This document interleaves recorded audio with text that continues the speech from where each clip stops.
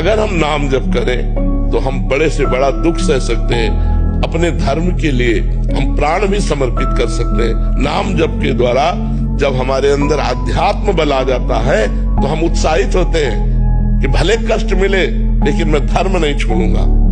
धर्म को हम समझने लगते हैं। आज की समाज धर्म को नहीं समझ रही। किसी से प्यार किया है सच्चा, उसके देखे बिना चैन नहीं पड़ता, उसकी बात सुने बिना चैन नहीं पड़ता। वही गली अच्छी लगती जिसमें हमारा प्यारा होता है। अगर प्यारे का मिलन न हो तो भोजन अच्छा नहीं लगता, नींद अच्छी नहीं लगती, रात में लेटो तो वही ध्यान में आ रहा है, उसके सिवा कोई है नहीं। कुछ अच्छा नहीं लगता, अपना श्रृंगार भी अच्छा नहीं लगता, दोस्त भी अच्छे नहीं लगते, कुछ अच्छा नहीं लगता। बस एक बार उस गली से कोई गुजर जाए और वो मुझे बताए कि मैंने उसे देखा है, मैंने उसे देखा है। कोई आके बता दे कि वो मेरे विषय में बात कर रहा था, वो मेरी चर्चा, वो मुझे जानता है, मैं इतना प्यार करता हूँ, वो मुझे भी जानता है। बस उसकी बात, उसकी चितवन, उसकी मुस्कान, उसी का देखना, उसी का सुनना, उसी का बोलना। आशिक शब्द का प्रयोग किया गया है। हरि आशिक, आशिक जो होता है ना, आशिकी एक बड़ी गजब की चीज होती है। संपूर्ण संसार से राग छुटवा कर एक में प्रकट कर देती है। आशिकी जब प्रबल हो जाती है तब जीना मुश्किल हो जाता है। अपने प्यारे के बिना जीना मुश्किल हो जाता है।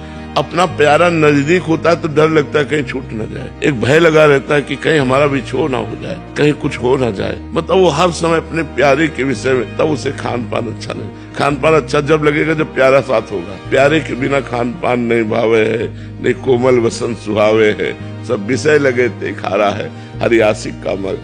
प्यार बहुत बड़ी चीज है जी। यदि हम किसी को दुख देते हैं और दिखाते हैं कि भगवान को हम बहुत मानते हैं, दूसरों के साथ छल कपट करता है, दूसरों को दुख देता है, मनमानी आचरण करता है, दिखावे के लिए माला चलाता है या दान पुण्य भी करता है, वो नरक जाएगा, उसका कल्याण नहीं होने वाला है। सही ढंग से चलो, जो मार्ग बताया गया है उसके अनुसार चलो। छल कपट करके दूसरों को दुख दो और आप सोचो कि हम नाम जप करके भगवान को प्राप्त कर लेंगे, हमें दुख नहीं मिले, तो वो नाम जप काम ही नहीं करेगा। हम अपने आचरण सुधार रहे हैं, किसी को कष्ट नहीं दे रहे, अच्छे मार्ग में चल रहे हैं, फिर राम राम कह रहे हैं, वो राम राम आपको भव समुद्र से पार कर देगा। ऐसा नहीं कि पाप करें, माला झोली लिए ऐसे सरकार है, वो बगुला भक्ति भगवान को पसंद नहीं। ये कपट छल छिद्र ये भगवान को अच्छा नहीं। सीधा सरल भाव, सबसे प्रियता का भाव करो, सबको सुख पहुंचाने की चेष्टा करो, नाम जप करो, भगवान प्रसन्न हो जाएंगे। ये छल कपट द्वंद्व दुख दूसरों को देने वाला ऐसा नहीं। एक बार किसी बात पे हम बहुत चिंतित थे तो एक पागल एक छड़ी लिए था और ऐसे घुमा रहा था और हमारे सामने आया, ऐसे गा रहा था, ऐसी शक्ति हमें दे न दाता, मन का विश्वास कमजोर होना। हमारी तरफ देखा, मुस्कुराया, चल दिया। हम उसको पंचांग प्रणाम किए थे कि प्रभु इस रूप में आकर के हमको उपदेश दे रहे, ऐसी शक्ति हमें दे न दाता, मन का विश्वास कमजोर होना, कि संशय मत करो, मेरे पर विश्वास करो। तो भगवान से प्रार्थना करनी चाहिए कि आप ऐसी कोई लीला मत कर देना महाराज जिससे हमारे विश्वास में कमी हो जाए। ऐसे जीवन में कितने अनुभव हुए जिनमें हमको केवल भगवान ने बचाया। जैसे ऐसे गंगा किनारे जा रहे थे, ऊपर पपड़ी थी और नीचे भारी दलदल, हम अपनी मस्ती में जा रहे थे भगवत चिंतन करते हुए, पीछे से आए, बाबा आगे मत जाना दलदल है।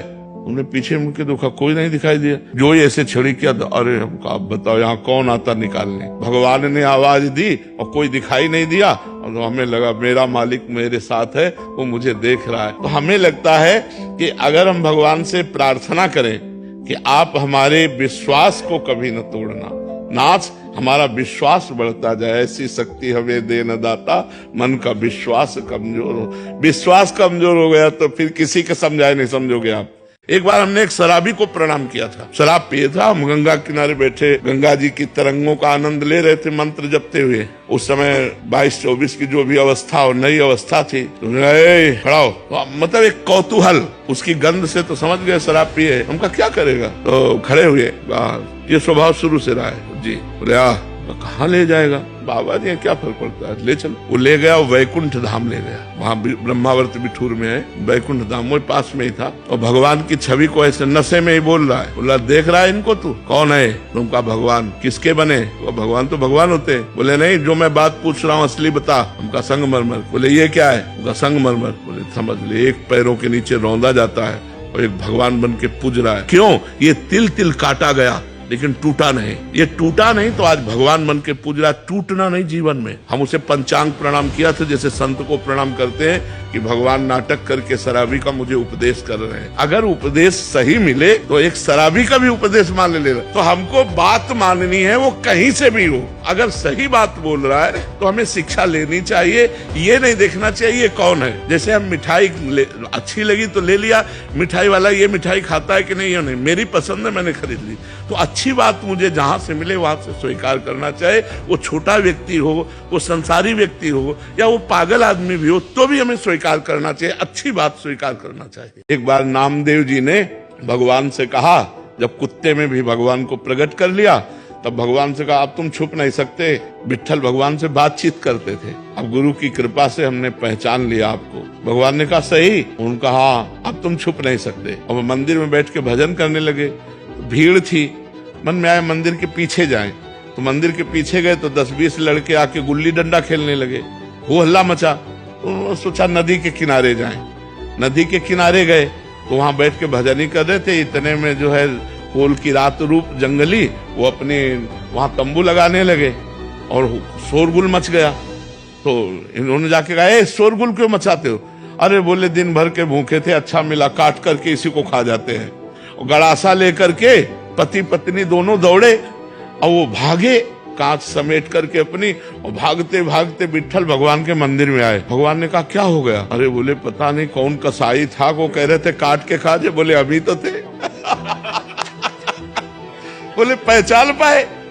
जब तुम मंदिर के पीछे गए तो लड़कों को साथ लेके अभी गए, पहचान पाए कि मेरे भगवान खेल रहे हैं। और जब तुम नदी किनारे गए तो हम और रुक्मिणी जी थी, और कौन था?